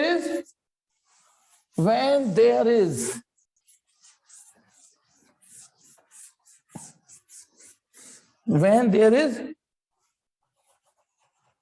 change in state, when there is change in state of substance, change in state of substance। ठीक है, चलिए अब मैं एक सिचुएशन क्रिएट करता हूं, यदि आप ये समझ रहे हैं तो तभी आपको समझ में आएगा कि इसमें पहला वाला फॉर्मूला काम क्यों नहीं कर पाएगा। मान लो एक कंटेनर है, ठीक है, कंटेनर है और इसमें आइस क्यूब्स भर रही हैं, आइस क्यूब्स भर रही हैं, है ना, और ये 0 डिग्री सेल्सियस टेम्परेचर है। ये बात मुझे पता है, मुझे पता है कि मैंने आइस भरी है 0 डिग्री। मैं ना, है ना, एक ऐसे समझ लो एक पजल क्रिएट कर रहा हूं एक अगले बंदे के लिए। ये मुझे पता है कि इसमें 0 डिग्री सेल्सियस, और ये ढक्कन बंद कर दिया, और इस ढक्कन में ना थोड़ी सी जगह मैंने थर्मामीटर डालने के लिए छोड़ दी बस। मैं एक अगले बंदे को ये तो बताऊंगा नहीं कि मतलब एक बंदे को टास्क दूंगा, उससे कहूंगा कि तू इसमें थर्मामीटर डाल के टेम्परेचर चेक कर सकता है, बाकी कुछ नहीं छुएगा। अब मैंने क्या किया, पहले मैंने उसको बुलाया, सुनो, मैंने उसको बुलाया, अच्छा एक मिनट, यदि वो थर्मामीटर डाल दे, हम इसमें इमेजिन करो, पूरा क्वेश्चन बाद में बताऊंगा, थर्मामीटर डाल दिया तो थर्मामीटर कितनी रीडिंग दिखा रहा होगा बताओ इस समय? 0 डिग्री सेल्सियस। भैया जब 0 डिग्री सेल्सियस तो 0 डिग्री सेल्सियस बता रहा होगा। अब बताना, मैं ऐसे धीमे धीमे गर्म कर रहा हूं, मैं धीमे धीमे, तो बताना इसका धीमे, जब तक सारी बर्फ गर्म नहीं हो जाएगी, मेल्ट नहीं हो जाएगी, सॉरी, अभी थोड़ी देर पहले बताया था, तब तक इसका टेम्परेचर 0 ही रहने वाला है। तो अब क्या होगा, सपोज करो जस्ट आइस मेल्ट हुई है, हुई है अभी, यानी अभी इसका टेम्परेचर 0 डिग्री सेल्सियस ही है। और ये रहा थर्मामीटर। अब सुनना, मैंने क्या किया, उस बंदे को मैंने कहा तू थर्मामीटर डाल, मैंने उसको ये दिया कि तू ये देख के बता कि इसमें किसमें हीट एनर्जी ज्यादा है, किसमें हीट एनर्जी ज्यादा है। अच्छा पहले आप बताइए, आपको तो पता है, आपसे नहीं दुखता है, आपको तो मैं क्लियर कर रहा हूं, ए में हीट एनर्जी ज्यादा है या बी में हीट एनर्जी ज्यादा है? एक मिनट, फ्लेम, किसमें हीट एनर्जी ज्यादा है? ए में हीट एनर्जी ज्यादा है या बी में हीट एनर्जी ज्यादा है? ये बताइए। हीट एनर्जी बी में ज्यादा है, क्योंकि हीट एनर्जी घुस गई है, तभी तो उसने सॉलिड को लिक्विड में कन्वर्ट कर दिया है ना, सॉलिड को लिक्विड में। एक नंबर का क्वेश्चन जीके का, चलो इस पजल को तो बाद में पूछूंगा, पहले एक पजल याद आ गई मुझे जीके का। 0 डिग्री सेल्सियस आइस और 0 डिग्री सेल्सियस वाटर, किसमें हीट एनर्जी ज्यादा होती है बताओ? 0 डिग्री सेल्सियस आइस और 0 डिग्री सेल्सियस वाटर, इन दोनों में किसमें हीट एनर्जी ज्यादा होगी? बिल्कुल ठीक, वाटर में ज्यादा होती है। ये आज आप सीख गए होगे, और नहीं सीखे तो दिमाग में डालो, नहीं तो ये समझ नहीं पाओगे, क्योंकि इसमें हीट एनर्जी घुस गई है, उसने अंदर जाके तहलका मचा दिया है, बॉन्ड तोड़ दिए, बॉन्ड तोड़ के उन्हें लिक्विड में कन्वर्ट कर दिया। लेकिन ये बात मुझे पता है, तुम्हें पता है कि इसमें हीट एनर्जी ज्यादा है, लेकिन एक बंदे को मैंने सिर्फ थर्मामीटर घुसाने को ही अलाउ किया, तो वो जब इसमें थर्मामीटर घुसाएगा और देखेगा 0, फिर इसमें थर्मामीटर घुसाएगा 0, क्या वो इस थर्मामीटर से जज कर पाएगा? किसमें? अंदर उसे पता नहीं है क्या है, ना उसे पता आइस बर्फ, कुछ नहीं पता। क्या केवल थर्मामीटर के सहारे से पता चल, क्या हम केवल थर्मामीटर को घुसा के पता कर सकते हैं किसी में हीट एनर्जी ज्यादा है? नहीं चल सकता, क्योंकि थर्मामीटर यहां भी 0 डिग्री सेल्सियस रीड कर रहा होगा, थर्मामीटर यहां भी 0 डिग्री सेल्सियस रीड कर रहा होगा। इस पूरे प्रोसीजर के दौरान टेम्परेचर क्या रहा? कांस्टेंट। और फिजिक्स की एक थ्योरी जो केमिस्ट्री में भी काम आएगी, रट लो, चेंज इन स्टेट जब भी होती है टेम्परेचर कांस्टेंट हो जाता है, स्थिर हो जाता है, रुक, बढ़ता नहीं है ना घटता है। जब भी कोई चेंज इन स्टेट होगी, इवन जब पानी को उबालूंगा ना, और जब पानी उबलते उबलते स्टीम में कन्वर्ट हो रहा होगा, तो वो 100 डिग्री सेल्सियस थम जाएगा टेम्परेचर, 101 नहीं होगा जब तक सारा का सारा पानी स्टीम में नहीं बदलेगा। लेकिन जब तक पानी स्टीम में कन्वर्ट हो रहा है, पानी भी है, स्टीम भी है, पानी भी है, स्टीम भी है, तब तक टेम्परेचर कांस्टेंट रहेगा। सो फिलहाल ये याद रखना, change in state of system always takes place at constant temperature. तो जब टेम्परेचर कांस्टेंट है तो भाई साहब डेल्टा टी करना कितना आएगा? 0। भाई चेंज इन टेम्परेचर 0 आएगा।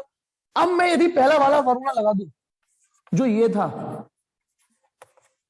है ना, उस फॉर्मूले से कहूं यार हमारी हीट एनर्जी कैलकुलेट कर ले, तो यार डेल्टा टी जीरो आएगा, वो हर बार ये कैलकुलेट करेगा कि मैंने सिस्टम को कोई हीट एनर्जी दी ही नहीं है। क्या आप इस आंसर से सेटिस्फाइड हो? ये बताओ, क्या ये आपको ये बात पच गई कि हमने कोई हीट एनर्जी नहीं दी है इसमें, इससे यहां लाने के लिए कोई हीट एनर्जी नहीं दी? क्या ये बात पच गई आपको? नहीं पचनी चाहिए। इसका मतलब दिस फॉर्मूला फेल्स। अच्छा ये पच गई आपको? अच्छा दो को पच भी गई।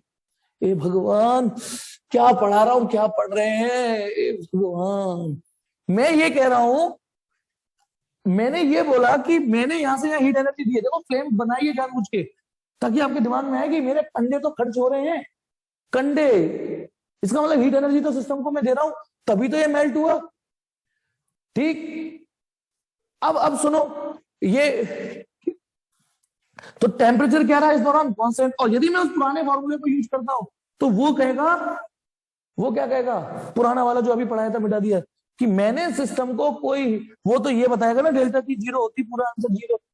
वो कहेगा कि इसका मतलब यहां से यहां जाने में हमने सिस्टम में कोई हीट एनर्जी नहीं दी, तो ये आंसर नहीं पचना चाहिए हमें एक्चुअली में, ये तो गलत है, हमने तो दी है हीट एनर्जी, हमने तो दी है हीट एनर्जी, फिर आंसर जीरो क्यों हो सकता है? तभी तो मैं बता रहा हूं ये फॉर्मूला नहीं लगेगा यहां पर, हम में से कईयों को पच गया आंसर। आई डोंट नो यार, मुझे बताना यार वो कौन सा चूरन है, आजकल खाना खाने के बाद मुझे खाना नहीं पचता तुमको ये। चलिए, तो यहां क्या थ्योरी लगेगी सुनेंगे, यहां जो अब बताता हूं, यहां सिर्फ इतनी थ्योरी लगेगी कि डेल्टा क्यू, डेल्टा क्यू माने heat energy given to system, ये जो हीट एनर्जी मैंने सिस्टम को दी है, जो सिस्टम में घुस गई है, the heat energy given to system is directly proportional to that amount of mass which change the state. जितना मास ने अपनी स्टेट चेंज कर दी उस पर डिपेंड करेगी। और नहीं समझे तो हिंदी में समझाता हूं, बताओ मैं हर्ष को दे दूं और फिर भूमिका को ले लेता हूं, हर्ष को दी मैंने 1 किलो आइस और भूमिका को दी 5 किलो आइस, और मैंने कहा इन्हें मेल्ट कर दो, मेल्ट कर दो, तो किसको हीट एनर्जी ज्यादा देनी पड़ेगी बताओ? सिंपल, इसमें तुम्हें सिर्फ इतना डाल दिया, तू ले हर्ष 1 किलो, भूमिका ले 5 किलो, तुम्हें आइस मेल्ट करके लानी है, किसके कंडे ज्यादा फूकेंगे? ओब्वियसली इसमें बी। तो बस यही चीज लिखिए, जब मास ज्यादा होगा, जितना बर्फ ज्यादा होगी, बर्फ से मतलब कोई भी हो सकता है, उसकी स्टेट जितना मास ज्यादा होगा उतनी हीट एनर्जी आपको देनी पड़ेगी, उतनी हीट एनर्जी देनी पड़ेगी जितना मास होगा। स्टेट, इस बार हम हीट एनर्जी, ध्यान रखना, इस बार हीट एनर्जी टेम्परेचर चेंज करने के लिए नहीं दे रहे, इस बार ये हीट एनर्जी कहां जा रही है? To change the state. Delta T लेना ही नहीं है, बस इतना। तो यहां सिर्फ इतनी इक्वेशन को फॉलो करना है, यहां डेल्टा ये नहीं लेना हमको कि डेल्टा टी के प्रोपोर्शनल, इसे ले लिया तो ये तो पूरा रायता फैला दे रहे, इसको हटा देते हैं। और जब यहां प्रोपोर्शनली साइन हटाते हैं यहां, तो यहां एल आता है, ठीक से समझना, ठीक है, यहां एल आता है, नहीं तो एल लग जाएंगे आपके, यहां ना लग के आपके एल लग जाएंगे। तो सुनिए बेटा, ये प्रोपोर्शनली साइन हटाया, एल आ गया, इसको बोलते हैं लेटेंट हीट, इसको बोलते हैं लेटेंट हीट। लेटेंट वर्ड का एक छोटा सा सस्ता meaning, hidden, hidden, hidden heat. Hidden माने छिप गई, हाइड एंड सीक खेलते ना, है ना, हाइड एंड सीक, कैसे छिप गई? हमने जिसको कहा था ना थर्मामीटर डाल, उसने साले ने जब थर्मामीटर इधर डाला तो साला जीरो, इसमें घुसेड़ा तो जीरो। थर्मामीटर से तो छुप गई, थर्मामीटर तो डिटेक्ट ही नहीं कर पाया इस हीट एनर्जी को, क्योंकि थर्मामीटर का काम है टेम्परेचर रीड करना, टेम्परेचर तो दोनों समय जीरो था, तो ये थर्मामीटर के तो डिटेक्शन में आ ही नहीं सकती।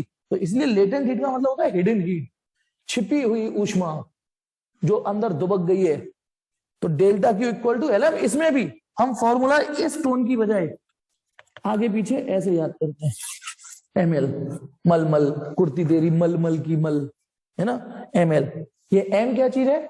जितना अमाउंट, यदि 1 किलो आइस मेल्ट हो गई है या 1 किलो कॉपर मेल्ट हो गया है, आइस तो मैंने एग्जाम्पल में ले लिया, कॉपर भी मेल्ट हो सकता है, जो भी मेल्ट हो रहा है वो मास और उसकी लेटेंट हीट। अब यहाँ छोटी छोटी बातें, बहुत सस्ती बातें। पहले ये जो एल है, इसका फॉर्मूला क्या बना बोलो? इस एल का फॉर्मूला बना डेल्टा क्यू अपॉन एम, इस एल का फॉर्मूला बना डेल्टा क्यू अपॉन एम। तो इसकी यूनिट क्या बनी? जूल पर केजी। डायमेंशन आपकी जिम्मेदारी देता हूं, आसान है। अरे हाँ, एक चीज और, अभी स्पेसिफिक हीट पढ़ाया था ना मिटाने से पहले, अचानक याद आ गया, एन डेल्टा टी, ये था ना स्पेसिफिक हीट, ध्यान करो, वो मिट गया, मैंने ध्यान नहीं दिया।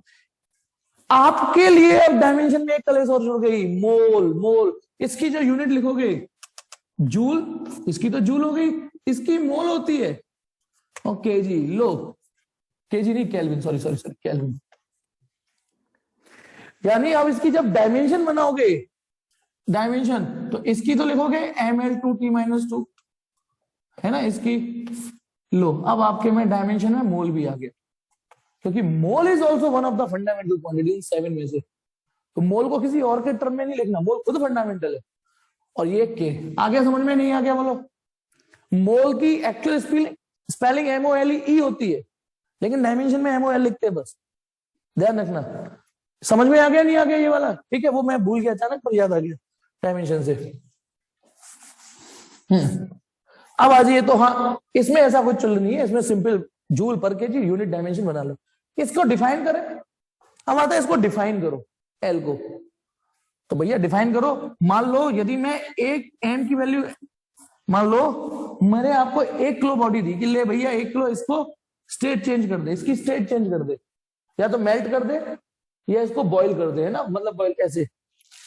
तो m इक्वल टू 1 kg डालूंगा तो डेल्टा क्यू किसके बराबर रहेगा, m l के, आगे पीछे लिख लो इसको।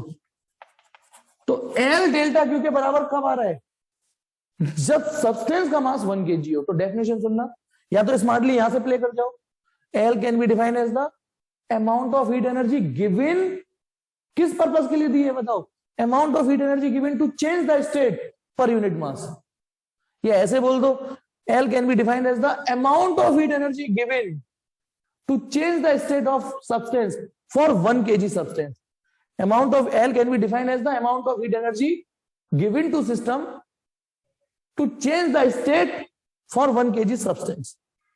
ठीक है, अब छोटा सा फटाफट, ये ज्यादा इंपॉर्टेंट। अब स्टेट जब चेंज होती है तो वो 3 अंदाज में चेंज, देखो मेन फॉर्मूला तो आपने पढ़ लिया, मेन फॉर्मूला यही है। इसमें कुछ दो फालतू की तो नहीं कहूंगा, दो फटाफट समझने वाली बात। लेटेंट हीट है ना, अब सिस्टम, लेटेंट हीट का कॉन्सेप्ट तब आता है जब सिस्टम स्टेट चेंज कर रहा होगा, ये तो आप समझ गए। ये फॉर्मूला ही तब लगेगा, हर समय थोड़ी नहीं उठा लोगे, जब सिस्टम अंडर दिस प्रोसेस होगा तब आप ये फॉर्मूला उठाओगे। अब या तो लिक्विड, देखो या तो चीजें मेल्ट हो रही होंगी, यानी सॉलिड से लिक्विड जा रहा होगा, कोई सॉलिड से लिक्विड हो रहा होगा, या चीज लिक्विड से गैस हो रही होंगी, है ना, या फिर कुछ चीजें सॉलिड से डायरेक्ट गैस में चली जाती हैं। ठीक है, तो यानी नो डाउट फॉर्मूला आप यही यूज करोगे इस केस में, delta Q equal to M L, delta Q equal to M L, delta Q equal to formula, चाहे किसी से किसी, यदि स्टेट चेंज हो रही है तो फॉर्मूला यही लगेगा। बस हम क्या कर देते हैं, थोड़ा सा इसको स्टाइलिश कर देते हैं। यदि सिस्टम को आपने हीट एनर्जी दी है और वो हीट एनर्जी सिस्टम को सॉलिड से लिक्विड ले गई है, तो यहां लेटेंट हीट और मेल्टिंग वर्ड डाल देते हैं बस। एल की जगह क्या और स्पेसिफाई कर देते हैं, मेल्टिंग, बस। यदि कोई चीज को आपने हीट एनर्जी दी है और वो लिक्विड से गैस बन गया है, तो लेटेंट हीट ऑफ वेपराइजेशन लिख देते हैं, वेपराइजेशन, वेपर बन गया, या लेटेंट हीट ऑफ बॉइलिंग भी लिख देते हैं। यदि कोई सॉलिड से गैस जा रहा है तो फॉर्मूला यही लगेगा, latent heat of sublimation, latent heat of sublimation लिख देते हैं। फॉर्मूला वही है, बस बोलने के अंदाज बदल जाएंगे। क्या ये बात समझ में आ गई, नहीं आ गई, जल्दी बोलो। कि वैसे तो बेसिक फंडामेंटल फॉर्मूला यही है, लेकिन उसको ऐसे टुकड़ों में पढ़ लेंगे। अब वो नहीं था इलास्टिसिटी, हुक्स लॉ पढ़ा था तो स्ट्रेस स्ट्रेन के प्रोपोर्शनल था, प्रोपोर्शनली साइन हटाया तो यहाँ ई आ गया था। लेकिन जब ई की दुकान देखी तो ई की तो 3 दुकानें निकली थी कि नहीं, 3 दुकानें उसकी, एक यंग्स मॉडुलस लेंथ वाली, एक वॉल्यूम मॉडुलस वाली, बल्क मॉडुलस, और एक शियर मॉडुलस वाली। ऐसी पहले फंडामेंटल फॉर्मूला पढ़ लिया, अब या तो ये हो रहा होगा या ये हो रहा होगा या ये हो रहा होगा। अब एक चीज और सुन लीजिए, एक चीज और, कि यदि चीजें सॉलिड से लिक्विड जा रही होंगी तो हम उसको, यानी वो मेल्टिंग प्रोसेस है, तो हम बोल देते हैं लेटेंट हीट ऑफ मेल्टिंग, ऐसे यहां नाम बता दिया। अब एक चीज और सुनना यहीं पे, यदि मान लो मैंने इसमें 50 जूल हीट एनर्जी दी है, मान लो इसमें 50 जूल हीट एनर्जी दी है, ये मेल्ट हो गया, तो ये भी सच है, इधर देखना बिना पलक झपकाए, तो ये भी सच है, यदि मैं इसमें से 50 जूल निकाल दूं इसमें से, तो ये वापस बर्फ बन जाएगा। यदि मेरे 50 जूल हीट एनर्जी देने पर ये यहां से यहां आ गया है, तो ये भी सच है कि मैं इसमें से 50 जूल निकाल दूं तो ये वापस आ जाएगा, ये सच है। तो इसीलिए यदि सॉलिड से लिक्विड जाने के लिए फॉर्मूला यूज कर रहा हूं, ठीक है, तो यदि कोई चीज लिक्विड से सॉलिड में गई है, अब एरो देखना, तो भी फॉर्मूला यही यूज होगा कि नहीं होगा। लेकिन अब मेल्टिंग बोलना थोड़ी बदतमीजी सी होगी, क्योंकि मेल्ट तो हो नहीं रहा, तो लेटेंट हीट ऑफ फ्यूजन बोल देते हैं यहां पे, क्योंकि अब चीजें फ्यूज हो रही है, वापस बॉन्ड जुड़ रहे हैं, वापस फ्यूजन माने जुड़ना, चीजें जुड़ रही हैं वापस। लेकिन अभी मैंने क्या बताया, यदि 50 जूल से टूटे बॉन्ड, तो 50 जूल डालने पर, तो 50 जूल खींच लेना, तो वापस बर्फ बन जाएगी। न्यूमेरिकली ये और ये होते बराबर है, न्यूमेरिकल वैल्यू दोनों की बराबर, मतलब लेटेंट हीट ऑफ मेल्टिंग और latent heat of fusion numerically बराबर होंगी। लेकिन जब सॉलिड से लिक्विड जा रहा है, तो हमारे लिए मेल्टिंग वर्ड बोलना कंफर्टेबल होगा, और यदि लिक्विड से सॉलिड जा रहा है तो फ्यूजन वर्ड बोल देंगे। अब सवाल एक बदतमीज, यदि ये बात नहीं समझाता तो सवाल में एक बदतमीजी जनरेट होती है, सारा चीजें मेल्ट हो रही हैं और दे दी उसने लेटेंट हीट ऑफ फ्यूजन। अब सुनो, सवाल में तो वो मेल्ट हुआ है, लेकिन हमें ये जरूरत है, लेकिन उसने ये दे दिया है। यदि आपका कॉन्सेप्ट क्लियर है तो आपको ये पता है तो ये बराबर ही है, तो न्यूमेरिकली ये बराबर ही। तो बस कभी कभी सवाल इतना परेशान करता है कि सवाल में हो मेल्टिंग प्रोसेस हो रही है और दे वो फ्यूजन रहे, तो ध्यान रखना न्यूमेरिकली बराबर है। ऐसे ही इसमें यदि चीजें, ये गैस है और गैस से लिक्विड में कन्वर्ट हो गया, तो यदि हीट एनर्जी देने पर ये हुआ है, तो हीट एनर्जी वापस खींच देंगे तो ये हो जाएगा। तो फॉर्मूला तो यही यूज होगा, पर आप भी समझदार हो, अब इसे बॉइलिंग वर्ड बोलना या वेपराइजेशन वर्ड देना ठीक नहीं है, यहां लिक्विफिकेशन बोल देते हैं या कंडेंसेशन बोल देते हैं, लेटेंट हीट ऑफ कंडेंसेशन, क्योंकि अब कंडेंसेशन प्रोसेस से गुजर रहा होगा गैस वापस लिक्विड में, न्यूमेरिकली ये और ये बराबर होंगी। सेम इसमें जब गैस से सॉलिड में आएगा तो फॉर्मूला यही यूज होगा, और लेटेंट हीट ऑफ, चलिए आपके लिए टास्क है, सब्लिमेशन का उल्टा प्रोसेस क्या होता है जब चीजें गैस से सॉलिड में जाती हैं, तो ये आपके लिए टास्क है। ठीक, क्या यहां तक समझ में आ गई बातें या नहीं आ गई? जल्दी बोलो, ये समझ में आ गया? हाँ हाँ, स्वानी ने आंसर ठीक दे दिया, लेकिन एग्जैक्टली स्पेलिंग यही है ये मैं श्योर नहीं हूं, थोड़ा स्पेलिंग के मामले में नहीं, सब्लिमेशन ही होता है, तुषार कह रहा है। चलो अभी फिलहाल, लेकिन भूमिका को मैं तारीफ करूंगा क्योंकि उसने उस क्वेश्चन का जवाब दिया जो मैंने लेटेस्ट पूछा। यहां तक समझ में आ गया? हाँ, मैं थोड़ा स्पेलिंग में कंफ्यूज हूँ, हर्ष और सुहानी, थोड़ा सा मैं कंफ्यूज हो गया, थोड़ा सा मैं। चलिए फिलहाल रिकॉर्डिंग ऑन करके बोल दूं, तो चलिए सिर्फ एक सवाल कराऊंगा आज बचा हुआ, और वो अपने आप में काफी है, सॉलिड स्ट्रॉन्ग, फंडामेंटली स्ट्रॉन्ग सवाल है, उसको कर डाला तो आज के दोनों कॉन्सेप्ट झिंगा लाला। यदि उस सवाल को कर डाला तो आज की पढ़ाए हुए जो दो टॉपिक ही तो पढ़ाए कि, देखो यहां लिख देता हूं, डेल्टा क्यू या तो एमएस डेल्टा टी यूज करना है या एमएल यूज करना है। अब लेकिन कौन सा हथियार कहां चलेगा ये मैंने बता दिया। तो एक सवाल है, अपने आप में कंप्लीट पैकेज है और सॉल्व एग्जाम्पल है। मेरे में पेज नंबर 286 पर है, पर ये पेज सब में भसड़ भसड़ है, किसी में 286 में, किसी में 290 पर। एग्जाम्पल 11.5 है, एग्जाम्पल 11.5 है। ठीक है, क्या है सवाल? कैलकुलेट द हीट रिक्वायर्ड, कितनी हीट चाहिए होगी, कितने कंडे फूकने पड़ जाएंगे। हालांकि कंडे फूकना मैं समझाने के लिए यूज कर रहा हूं, कंडे हीट तो अलग तरीके से निकलती है। Calculate the heat required to convert 3 kg ice at -12 degree Celsius kept in a calorimeter. अच्छा, इसमें कैलोरीमीटर वर्ड आ गया, उससे पैनिक नहीं करना। कैलोरीमीटर एक इंस्ट्रूमेंट होता है जिसमें हीट के ये एक्सपेरिमेंट वगैरह किए जाते हैं, उसमें हीट का जो वेस्टेज होता है वो बहुत मिनिमम होता है, तो कैलकुलेशन काफी एक्यूरेट होती है हमारी, है ना। Calorimeter to steam at 100 degree Celsius at atmospheric pressure. बाकी नीचे कुछ डाटा दे रखे हैं, आपको स्पेसिफिक हीट चाहिए सवाल की तो टेबल ढूंढने की, या तो टेबल ढूंढो या इस सवाल में दे रखा है। लेटेंट हीट चाहिए तो वो ये यूज कर लेना जो सवाल में दे रखी है। मैं सवाल समझा रहा हूं। सवाल ये है कि हमको एक -12 डिग्री सेल्सियस पे एक आइस दे रखी है, आइस। और एक और चीज समझना, यदि आइस का टेम्परेचर नहीं दे रखा होता तो हम 0 लेते, लेकिन इसमें तो बोला है ना -12 डिग्री सेल्सियस आइस, और 3 kg आइस है, 3 kg आइस है। इसको मुझे 100 डिग्री सेल्सियस स्टीम में कन्वर्ट करना है। इसी आइस को 100, कंटेनर बंद कर दिया मैंने, इसको 100 degree Celsius, 100 degree Celsius steam में कन्वर्ट करना है। तो कितनी हीट एनर्जी देनी पड़ेगी? तो पता है ये सवाल डायरेक्ट हो ही नहीं सकता, क्योंकि यहां से वो जब स्टीम बन गया होगा तो डायरेक्ट कोई एक फॉर्मूला यूज हो ही नहीं सकता, ना ये यूज हो सकता शुरू से लेके एंड तक, ना ये यूज हो सकता। अब इसको मान लो मैं इसे हीट कर रहा हूं जब तक 100 डिग्री सेल्सियस नहीं बना। अब उस वीडियो को मैं स्लो मोशन में चला रहा हूं, क्या हुआ होगा रिवर्स में देखिए। मैंने इसको कुछ हीट एनर्जी दी, कुछ, तो सबसे पहले तो इसका आइस का टेम्परेचर धीमे धीमे 0 डिग्री सेल्सियस हुआ होगा। देखो सोच के बताइए यहां तक समझ में आया कि नहीं? वो स्टीम से एकदम थोड़ी नहीं बदलेगी, एकदम स्टीम में थोड़ी नहीं आएगी। नीचे फ्लेम लगा दी मैंने समझाने के लिए थोड़ी, -12, जैसे आप फ्लेम लगाओगे -12, -10, 9, 8 ऐसे करके 0 डिग्री सेल्सियस होगी। और क्योंकि यदि अब भले ही मैंने फ्लेम लगा दी, फ्लेम का मतलब समझाने के लिए है कि मैं इसमें हीट एनर्जी घुसा रहा हूं, लेकिन यदि मान लो -12 से -10 हो गया तो वो पानी तो नहीं हो जाएगा ना, -9 पे भी पानी नहीं हो रहेगी तो बर्फ। तो जब तक वो 0 डिग्री सेल्सियस नहीं रहता बर्फ। अब रुकना, फिर मैंने को अभी कहां बनी है स्टीम, ये मैंने कुछ और हीट एनर्जी घुसानी पड़ेगी, अभी और कंडे फूकने पड़ेंगे। अब बताना, ध्यान करो अब क्या होगा। अब ये पानी में बदलना चालू होगा, अब पानी में बदलना चालू होगा। और जब तक इसमें एक भी आइस क्यूब है,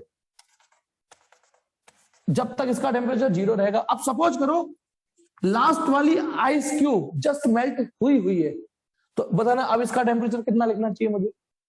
मतलब ये वो स्टेज है जब आइस मेल्ट हुई है, बस लास्ट वाली आइस मेल्ट हुई है, तो ये टेम्परेचर कितना होगा इसका, जल्दी बताओ जल्दी। जी हाँ विधि, 0 डिग्री सेल्सियस ही होगा। अब इसमें क्या होगा बोलो, यदि अभी तो स्टीम फिर भी नहीं बनी, यानी अभी तो हीट और देनी पड़ेगी, और हीट एनर्जी दो। अब बताइए क्या होगा इसका, अब इसका टेम्परेचर बढ़ना चालू होगा, 0, 1, 2, 3, 4। अब बताना क्या 100 तक कोई स्टेट चेंज का तो चक्कर है नहीं। अब इसे 100 डिग्री सेल्सियस तक पानी ही रहेगा। ये बोलो रहेगा कि नहीं रहेगा पानी, बोलो। ये 100 डिग्री सेल्सियस तक पानी ही रहेगा। लेकिन अभी स्टीम खाना फिर भी नहीं बना, फिर और हीट एनर्जी दो। मैंने और हीट एनर्जी दी है ना। अब ये इसके लिक्विड के बॉन्ड टूटेंगे, अब ये गैस बनेगा है ना। और जब तक इसके सारे, अब बताना सिस्टम में स्टीम। अब यदि सवाल ये होता, मिल गई हमें आंसर कि नहीं हमें 200 डिग्री सेल्सियस स्टीम बनानी है, तो फिर मैं आगे और हीट एनर्जी देता। लेकिन उसने कहा स्टीम में कन्वर्ट करना है और 100 डिग्री सेल्सियस की स्टीम में कन्वर्ट करना है। तो यहां से लेके मैंने वीडियो पूरी बनाई, लेकिन उसको टुकड़ों में समझना, क्योंकि यहां से लेके यहां तक के लिए फिजिक्स में कोई डायरेक्ट फॉर्मूला नहीं है। पहले इसके लिए देखते हैं डेल्टा Q1। अब आप अपने आप बताओ, या तो ये फॉर्मूला लगेगा या ये लगेगा। आप पहले मतलब आपको ए और बी में से ऑप्शन बताने हैं, बताइए ए लगेगा या बी लगेगा फॉर्मूला यहां से यहां जाने में। जल्दी बताइए ए या बी, खुद देखिए क्या हुआ है। जी हाँ, क्योंकि इसमें ना स्टेट तो चेंज हुई नहीं है, टेम्परेचर बढ़ाया है, तो फॉर्मूला लगेगा M S delta T. M तो पूरे सिस्टम में 3 किलो ही चलेगा, 3 किलो। अब स्पेसिफिक हीट किसकी रखनी है मुझे, आप इन दोनों फिगर को देख रहे हो ना, तो स्पेसिफिक हीट मुझे आइस की रखनी है। आइस की, वाटर की भी नहीं रख देना। केमिकली तीनों, चाहे वो आइस हो, चाहे स्टीम हो, चाहे वाटर, भले H2O होते, फिजिकली तीनों की प्रॉपर्टी अलग अलग होती है। तो मुझे स्पेसिफिक हीट रखनी तो है आइस की। अब इस सवाल में बहुत सारी स्पेसिफिक हीट दे रखी है, किसकी उठाऊंगा मैं? जब मैं यहां से यहां तक की कर रहा हूं तो आइस की उठाऊंगा। तो बताइए एम कितना रखना है मुझे, 3 किलो। और देखता हूं आपके पास एनसीईआरटी है कि नहीं। स्पेसिफिक हीट ऑफ आइस ढूंढ के बताइए कितनी दे रखी है। स्पेसिफिक हीट ऑफ आइस जल्दी बताइए कितनी दे रखी है, जल्दी से। देखता हूं एनसीईआरटी आप में है ही नहीं, लेके ही नहीं बैठते हैं। मैं लिख देता हूं, टाइम वेस्ट क्यों करूं। नहीं, एक विधि लेके बैठी है, वेरी गुड। विधि ने, छाया ने नहीं, छाया गलत है, गलत 2100 जूल पर केजी पर केल्विन ये दे रखी है, 2100 जूल पर केजी पर केल्विन।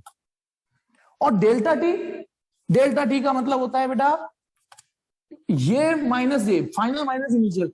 फाइनल टेम्परेचर है 0, माइनस इनिशियल है -12, तो ये आंसर आ गया 12 डिग्री सेल्सियस। देखना समझ में आया?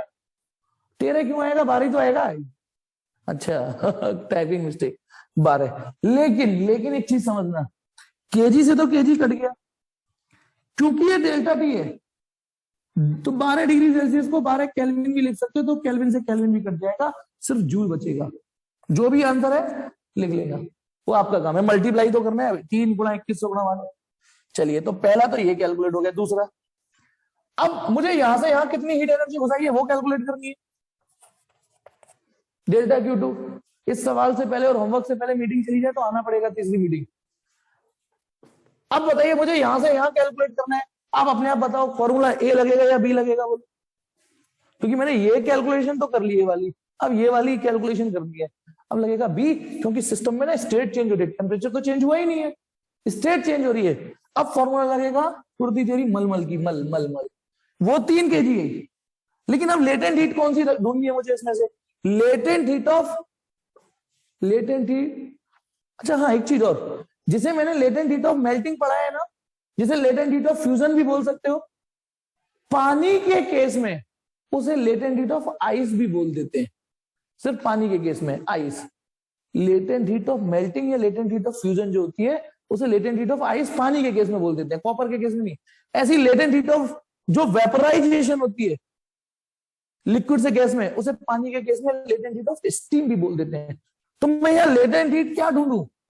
मुझे कायदे से लेटेंट हीट ऑफ मेल्टिंग ढूंढनी चाहिए, और वो मैंने बताया था कि फ्यूजन दे देते हैं कभी कभी। इसमें लेटेंट हीट ऑफ आइस दे रखा है, वर्डिंग पढ़ोगे तो इसमें दे रखा है latent heat of fusion of ice. देखो बदतमीजी क्या दी है, फ्यूजन नहीं हो रहा, मेल्टिंग हो रही है। हो फ्यूजन नहीं रहा, मैंने बोला था ना सवाल में ये बदतमीजी होती है, फ्यूजन नहीं हो रहा, हो तो मेल्टिंग रही है। लेकिन न्यूमेरिकली ये वाली लेटेंट हीट और ये वाली लेटेंट हीट बराबर होती है, ठीक है। तो ये 3 kg है, और लेटेंट हीट ऑफ आइस कितनी दे रखी है? ढूंढो ढूंढो ढूंढो, कहां गया उसे ढूंढो। ये दे रखा है 3.35 इंटू 10⁵ जूल पर केजी। केजी से केजी कटेगा, बचेगा जूल ही। नहीं साइन नहीं डालेंगे, हर्ष नहीं, क्योंकि हम दे रहे हैं, हम हीट एनर्जी दे रहे हैं। Plus latent heat plus minus नहीं होगी, लेटेंट हीट प्लस माइनस नहीं होगी, ध्यान रखें, ठीक। और खुद सोचो, दे रहे हैं हीट एनर्जी। अब ये कैलकुलेट करनी है डेल्टा Q3। बताओ अब ए वाला फॉर्मूला लगेगा, बी वाला लगेगा? बोलो ए वाला बी वाला, जल्दी बोलो। ए वाला बी वाला, जल्दी बोलो। ए बी ए वाला, क्योंकि अब टेम्परेचर चेंज हुआ है। फॉर्मूला लगेगा MS डेल्टा टी। एम वो 3 किलो ही चल रहा है, डेल्टा टी। अब बताना स्पेसिफिक हीट किसकी रखूं मैं? जो सिस्टम इस समय एक्शन में वाटर, और वाटर की तो देखिए ये 3 किलो। वाटर की स्पेसिफिक हीट हो सके तो याद कर लो सबसे हाईएस्ट और होती है वो। जैसे silver is the best conductor होता है ना, पानी की स्पेसिफिक हीट सबसे ज्यादा होती है, 4186 जूल पर केजी पर केल्विन। और डेल्टा टी कितना आएगा? 100 आएगा, तो डिग्री सेल्सियस पर केल्विन भी लिख देंगे, तो केल्विन कटेगा, केजी कटेगा, जूल बचेगा। और डेल्टा Q4 वो किस फॉर्मूले से निकलेगी? इस वाले से, क्योंकि वहां स्टेट चेंज हो रही है, ml। और लेटेंट हीट क्या डालोगे इसमें? लेटेंट हीट ऑफ स्टीम, क्योंकि स्टीम में ही कन्वर्ट हो रहा है, ये तो ठीक दिया है। तो पहले बताइए ये कैलकुलेट हो जाएगी या नहीं हो जाएगी? बोलो ये कैलकुलेट हो जाएगा या नहीं? अगली मीटिंग में आओ बेटा। लेस देन तो आप अपने आप कर लेना, कैलकुलेशन तो अपने आप कर लेना, बहुत सिंपल थी, सबको जोड़ देना। अच्छा बाई चांस सवाल में ये और होता कि नहीं हमें 200 डिग्री सेल्सियस स्टीम करनी है, तो फिर एक चीज और जुड़ जाती, डेल्टा Q5, उसमें फिर MS डेल्टा टी लगाते। अब एक चीज और, इतना पढ़ने के बाद एक छोटी सी चीज और बतानी है मुझे, और एक होमवर्क देना है, फिर छोड़ता हूं आपको। बताना, यदि मैं यहां पर एक ग्राफ खिंचवा रहा हूं, इधर तो टेम्परेचर पे और इधर टाइम, इस पूरे एक्सपेरिमेंट का जो हमने इस सवाल में किया है, इस एक्सपेरिमेंट का, और तो खींचे। तो बेटा इसको तो पहले मैं यूं लिख देता हूं ऐसे, क्योंकि -12 से हमारा चालू हो रहा है, -12 इस समय टेम्परेचर -12 है, T = 0 है। स्टॉप वॉच स्टार्ट, टिक टिक टिक टिक। तो ग्राफ गौर से देखेंगे, बताना ग्राफ पहले कुछ देर तक टेम्परेचर -12 से 0, ये समझ में आया यहां तक 0 डिग्री सेल्सियस कि पहले कुछ देर तक टाइम भी बढ़ रहा है, टेम्परेचर भी बढ़ रहा है, टिक टिक टिक टिक टिक टिक टिक टिक। लेकिन कोई मुझे बताएगा अब इसके बाद क्या होगा? ग्राफ बुद्धि लगाइए, यहां से यहां तक का ग्राफ खींच दिया मैंने, अब इसके आगे का ग्राफ खींच के बताइए, इसके आगे का ग्राफ। अब कुछ देर तक टिक टिक टिक टिक टिक टिक घड़ी तो चलेगी लेकिन सारा टेम्परेचर नहीं बढ़ेगा, तो ग्राफ थोड़ी देर के लिए ऐसा हो जाएगा। बताना ये चीज समझ में आई या नहीं आई? अब यदि बर्फ ज्यादा होगी तो बहुत और ज्यादा टाइम ले लेगा, बहुत ज्यादा बर्फ होगी तो और ज्यादा टाइम लेगा, कम बर्फ होगी तो इतने में ही हो जाएगा, कम बर्फ होगी तो ऐसे। तो बताना ये समझ में आया कि नहीं? और जैसे ही यहां से यहां खिंच गया उसके बाद फिर 100 डिग्री सेल्सियस तक जाएगा ऊपर तक, क्योंकि 100 भाई ये 12 है तो 100 थोड़ा बड़ा कर देते, 100 तक आ गया और फिर कांस्टेंट हो जाएगा। बोलो ग्राफ समझ में आया या नहीं आया? बोलो ये ग्राफ की पहले बढ़ेगा फिर टेम्परेचर कांस्टेंट हो जाएगा, टाइम तो कोई नहीं रोक सकता, टाइम तो है नहीं, फिर बढ़ेगा टेम्परेचर 100 तक, ये 100 होगा यहाँ पे, फिर कांस्टेंट। और बाई चांस सवाल आगे होता तो फिर और आगे बढ़ाते। अब होमवर्क सुन लीजिए, है ना, होमवर्क। और मुझे यदि, और सुनो होमवर्क मैं यहाँ कराऊंगा भी नहीं, मुझे जब समय मिलेगा या तो आप डाउट में भेज देना, नहीं तो मैं जब समय मिलेगा मैं वीडियो बना के डालूंगा, उसकी अलग से वीडियो बना के डालूंगा, क्लास में नहीं कराऊंगा। तो होमवर्क है और वो भी तब बनाऊंगा जब आप कहोगे कि सर हो नहीं दे, जब आप कहोगे नहीं हो रहे। नोट्स में से देख लेना पहले, नोट्स में से भी नहीं हो तब बोलना मुझसे।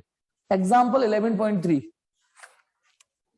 एग्जाम्पल 11.3, एग्जाम्पल 11.4, ठीक है सुन रहे हो ना? 11.3, 11.4 और एक्सरसाइज पे आ जाइए, करने वाले सवाल दे रहा हूं मैं, एक्सरसाइज में आ जाइए।